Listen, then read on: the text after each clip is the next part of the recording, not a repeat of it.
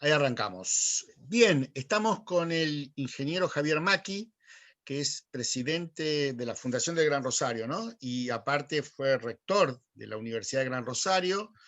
El ingeniero Macchi tiene una larga trayectoria en el campo de la educación superior, él mismo lo va a poder explicar. Y bueno, me interesaba fundamentalmente tener esta charla con él para recabar y tener esa vasta experiencia en el tema de la Ley de Educación Superior, que tiene una larga historia, ya más de 20 años hace que está funcionando en nuestro país y que obviamente fue sujeto de grandes discusiones, aún hasta el día de hoy, pero bueno, lo interesante es poder escuchar en su palabra de un protagonista de este proceso y que conoce un montón. Y aparte es un amigo personal, entonces con más razón todavía. Así que bueno, la primera cuestión que te quería preguntar era, ¿cuál te parece a vos, cuál fue o cuáles son las cuestiones que marcaron el debate original de la Ley de Educación Superior y qué pasó en el tiempo para tratar de entender hoy a dónde estamos parados y a dónde crees que deberíamos ir? Bueno, lo primero que quiero decir es muchos tildan a la ley de educación superior como a través del contexto de qué era lo que se vivía en ese momento en el país y hablan de una ley neoliberal impulsada por digamos, por la situación, de la situación política en ese momento. La realidad es que, por lo que yo pude vivir, y teniendo en cuenta los actores institucionales en ese momento, tuve la suerte de acompañarlo al fundador de la Universidad de Gran Rosario, de la Fundación, a Raúl Arino. En ese momento Raúl era el rector de la Universidad Nacional de Rosario, y como rector de la Universidad Nacional de Rosario estábamos en permanente consulta con la Secretaría de Políticas Universitarias y en el Consejo Interuniversitario Nacional. Yo tuve la suerte, el privilegio de acompañarlo a Raúl en todas esas discusiones y conocer todo el proceso de la gestación de la ley hasta la aprobación y la promulgación. En ese aspecto, quiero decir que dentro del sistema universitario, hasta ese momento, había muchas amenazas o muchas situaciones que había que reglamentar de alguna manera y era absolutamente necesaria una ley de educación superior que reglamentara. Eh, a modo de ejemplo, la proliferación en el menemismo de las universidades privadas, que se creaban universidades privadas sin proyectos institucionales, sin ningún tipo de marco normativo para el funcionamiento de universidades privadas. Solamente el hecho de tener algún tipo de antecedente y ser amigo de algún funcionario del poder, lograbas que te aprobaran una universidad privada. Un aspecto. El segundo aspecto era la creciente presión ¿cómo se llama?, de las modificaciones de los estatutos universitarios para la incorporación en ese momento de los no docentes al gobierno de la universidad, cosa que nadie discutía, pero las presiones eran cada vez más grandes hacia las universidades o dentro de las universidades del rol protagónico o no que tenían que tener la inclusión de los no docentes en los gobiernos universitarios. Por ejemplo, un ejemplo de cierto grupo de militantes era el tema del gobierno, se discutía el gobierno cuatripartito igualitario. Imagínense, nosotros en la Universidad de Rosario teníamos, y vos eras en gestión de la universidad conmigo, es el que lo sabés perfectamente, teníamos el 25% del poder de la universidad era de los no docentes. Pero cuando uno dice sí, el 25%, pero era el 50% que necesitaba un candidato para ser rector. el 50%, porque los no docentes siempre actuaron en grupo, con lo cual el 50% de lo que vos necesitabas para ser rector era el claustro no docente. A eso sumale que vos podías ser rector con un docente nada más. En toda la universidad que te apoyara un solo docente, vos podías ser rector. Con lo cual, había una tergiversación o una lucha de poderes y digamos, que cambiaba la esencia de lo que es la universidad. Sabemos que digamos, el núcleo fundamental de una universidad es los docentes. Bueno, la Ley de Educación Superior vino a poner claridad sobre algunas cuestiones. La discusión era, indudablemente, de hasta dónde la intromisión de una ley era avasallamiento a la autonomía universitaria.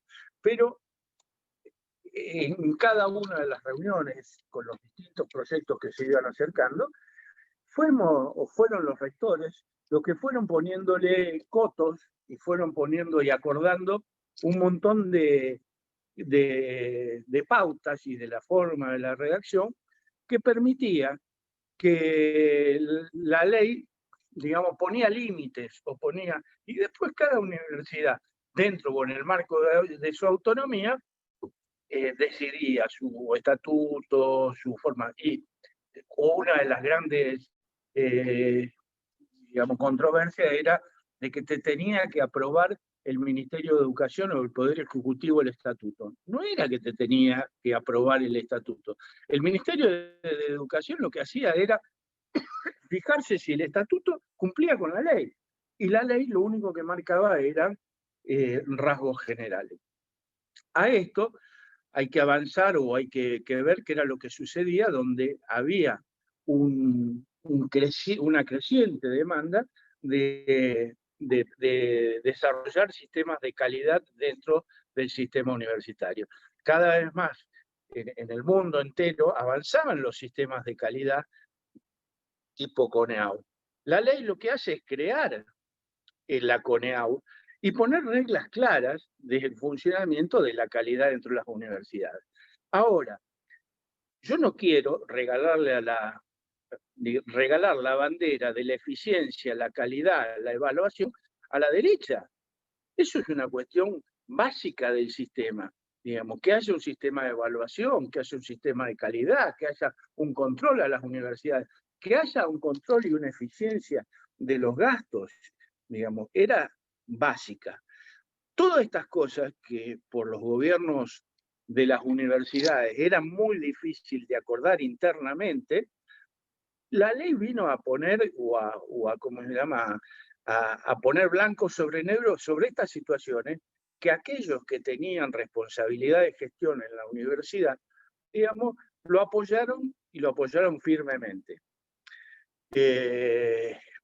Estuvimos discutiendo, yo era vedor de eso, días y días en el Consejo Interuniversitario Nacional hasta el día anterior a la promulgación de la ley.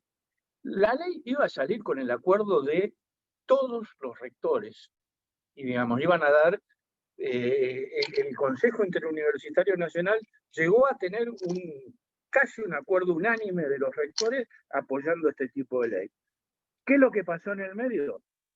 Pasó las cuestiones políticas, que era muy difícil políticamente apoyar esa ley, porque era la ley del menemismo, fundamentalmente para las universidades reformistas, y otra cosa que, digamos, que sí hubo una intromisión del Poder Ejecutivo dentro de la autonomía universitaria, es el famoso artículo 50, que fue creado para tratar de solucionar el conflicto que tenía en ese momento el rector de la UBA, Oscar Zuberoff, con el decano Ferreira de la Facultad de Medicina, que le daba autonomía a una facultad, específicamente con nombre y apellido, a aquellas universidades que tenían más de 50.000 alumnos. Eso hizo que el reformismo tuviera una bandera muy grande en contra de esa ley y se la criticara. Pero todo lo demás estaba todo acordado. Si yo te sigo en tu razonamiento, es que hubo más consenso en la realidad de la historia que vos estás relatando, de lo que creemos, y que una cuestión puntual que tenía que ver con una universidad puntual y con un conflicto puntual entorpeció el que hubiese mayor consenso en la aplicación de la ley, perdón, en la sanción de la ley. Exactamente. Y tiene que ver con las responsabilidades, Sergio. Yo siempre hablo de los opinólogos dentro de educación. Y hay fundamentalmente dentro ¿cómo se llama? De las áreas de educación, hay un montón de personas que se han dedicado a investigar, a escribir y a desarrollar papers del tema de educación y analizar, pero son opinólogos, son gente que nunca estuvieron en gestión. Entonces, cuando vos estás en gestión y cuando vos tenés que hacer gestión, es absolutamente distinto de opinar, digamos, evaluando o comentando un partido. Esto es lo que, desgraciadamente, la sociedad argentina tiene, de un montón de opinólogos, y cuando uno habla de la racionalidad de aquellas personas que tienen que gestionar, la realidad es totalmente distinta.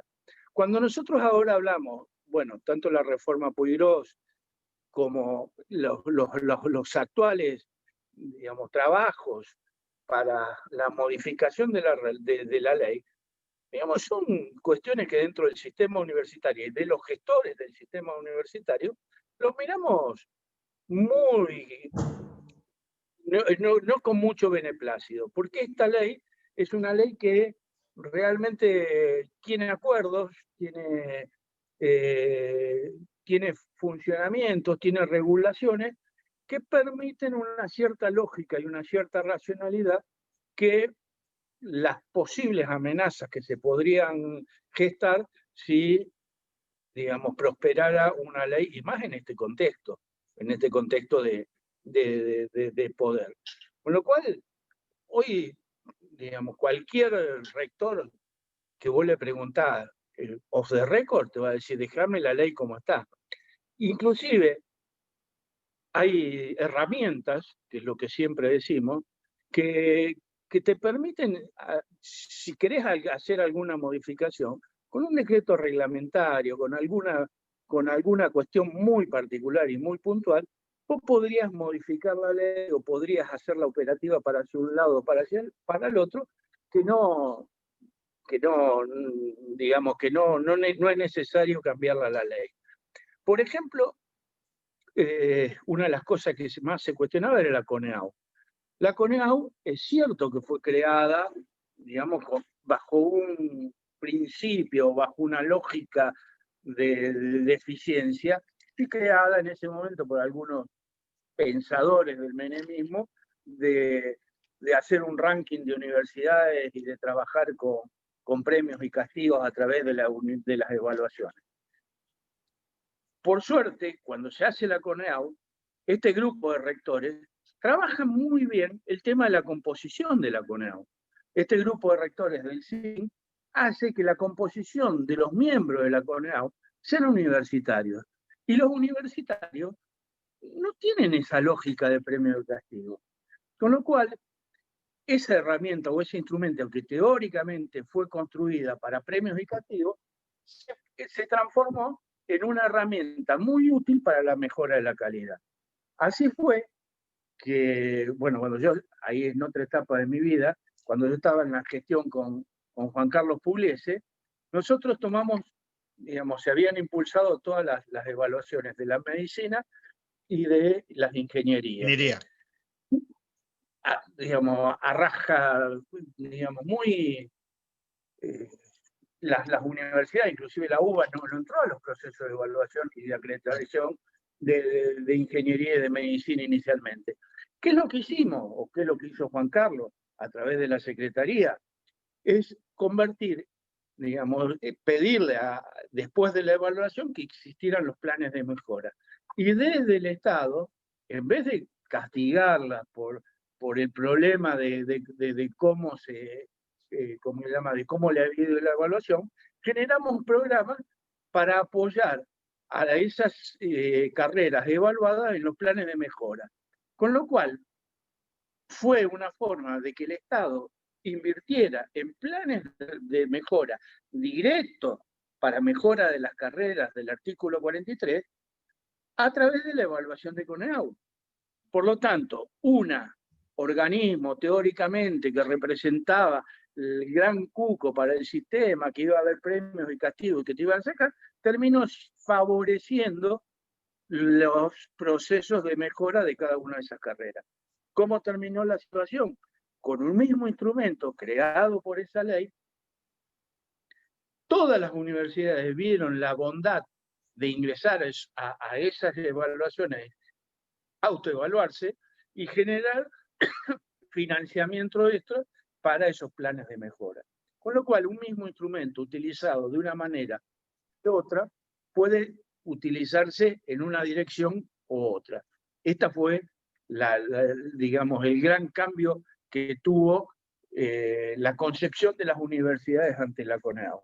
Fue precisamente a través de políticas de Estado.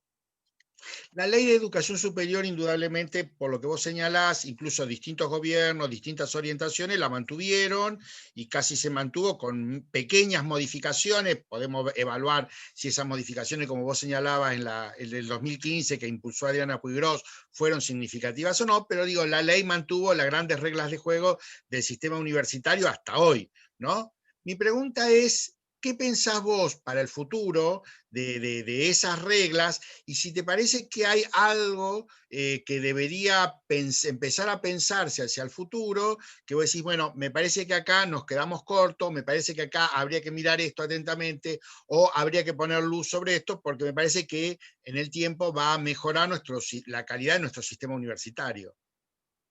Mira, yo creo y soy un convencido de que tiene que haber políticas de Estado. Y las políticas de Estado, desgraciadamente, uno las tiene que tener bien claras, pero la herramienta para llevar adelante las políticas de Estado es el financiamiento. Si yo quiero aplicar una política de Estado, tengo que estar dispuesto a financiarla. En ese aspecto, digo de que tendrían que ser mucho más claras las reglas de cómo se fijan políticas de Estado para el financiamiento universitario. Nosotros trabajamos, cuando estuve en la Secretaría, con el tema de es decir, había dos tipos de financiamiento. Financiamiento a las carreras del artículo 43, financiamientos a los planes de mejora, y había otro gran herramienta que teníamos, que era el financiamiento hacia los planes de desarrollo institucional de las universidades. Eso obligaba a las universidades públicas, fundamentalmente, a elaborar, digamos, a hacer una autoevaluación en serio, ¿cómo se llama?, a hacer una evaluación externa y a generar un PDI, un plan de desarrollo institucional. Y con el Estado negociar esos planes de desarrollo institucional, que es el desarrollo de cada una universidad, a través de bases claras y a través de no una intervención del Estado, porque en definitiva el PDI, el desarrollo institucional, lo hacía la universidad desde su autonomía, pero sí el Estado diciendo y fijando pautas de esto me gustaría que lo desarrolle, esto tiene coherencia, esto sí o esto no. Y quitar mucho la prebenda política y el clientelismo político que hoy existe en el sistema. Creo que la forma de financiar el sistema universitario, si yo tendría que legislar, legislaría por ahí. Y fundamentalmente, lo que dije antes, la eficiencia, la eficacia y el buen uso de los recursos, digamos, no es potestad solo de la universidad que pueda hacer lo que quiere y decir solo. Tiene que haber alguien, digamos, que haga un control de calidad y que haya algún tipo de exigencia de calidad y de resultados a la autonomía universitaria. Vuelvo a decir, la eficiencia, la calidad, la eficacia y el buen uso de los recursos no es una herramienta de la derecha, tiene que ser una herramienta del sistema. Habría que legislar más sobre eso. La palabra adecuada tal vez sería mayor responsabilidad, ¿no?